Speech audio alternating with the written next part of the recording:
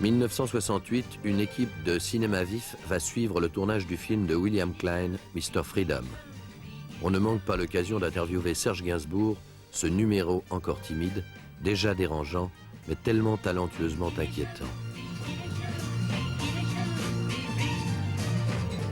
Il paraît que je vais démarrer seulement maintenant, à 40 ans. Comme compositeur ou comme Non, acteur? alors, comme compositeur, c'est fait depuis longtemps. Bah oui, justement, c'est pour ça. Comme acteur, oui. Enfin, du moins, c'est ce que Georges Lautner m'a dit, et Aurel aussi, Jean Aurel. Il paraît que ma gueule, c'est burinée, marquée par Non, ça, les outrages. Que vous ayez une gueule, c'est indéniable, mais vous, ça vous semblerait intéressant d'être quand même beaucoup plus dominé, beaucoup moins indépendant? Oui, d'être... Ce qui m'intéresse, justement, c'est d'être téléguidé, d'être un objet. Vous êtes fatigué de conduire tout seul? Vous êtes agressif. Je suis Non. pas absolument pas fatigué. curieux. J'ai besoin d'un mouvement de balancier, ce que m'a expliqué un psychanalyste, pour pouvoir avoir une dynamique. Alors, je vais de la chanson à la composition, au cinéma, et en passant par une comédie musicale que je prépare pour le Théâtre de France. C'est très éclectique, quoi. J'ai une gueule et ça suffit. Je suis pas un comédien, je suis un acteur.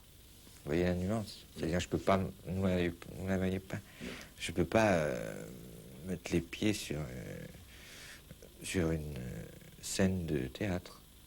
Je n'ai pas la technique vocale. Si vous vouliez, vous pourriez. Ça m'intéresse pas.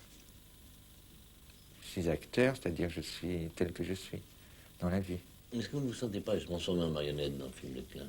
On a l'impression que tous les acteurs sont devenus des marionnettes. Ce sont des marionnettes, oui. Et alors? Des fantoches. Et oui, mais de toute façon, un acteur est une marionnette. Dès l'instant que le metteur en scène dit silence, on tourne, moteur, pleurez, et vous pleurez, vous riez, ou vous recevez une baffe, c'est une marionnette. Mais il y a des acteurs qui sont persuadés qu'ils pensent. Ils pensent ce qu'on leur ordonne de penser. Alors, si vous pensez en plus, vous êtes doublement une marionnette. Mais alors, quand vous faites une chanson avec une chanteuse ou avec une comédienne qui s'invente chanteuse, qui arrive... Alors, c'est elle la marionnette. Voilà, c'est là où je voulais en venir. C'est moi qui suis le grand-père de Pinocchio. Oui. Qui tire les ficelles. Et qui passe à la caisse aussi. Oui, aussi. Mais si ça avait mieux marché en cassant les cailloux, vous auriez cassé les cailloux? Bien sûr. Non, de toute façon, là, vous êtes une mauvaise foi. D'accord. Ça dépend quel caillou. Des diamants. Ça se casse pas, paraît-il. Me souffle-t-on par derrière. Donc, pour revenir à la marionnette, alors, c'est donc un repos de devenir la marionnette pour les autres, quand tout d'un coup... C'est une manière de vous relaxer plutôt qu'une cure de sommeil? Exactement. Oh, c'est pas une cure de sommeil, attention. Pas avec plein.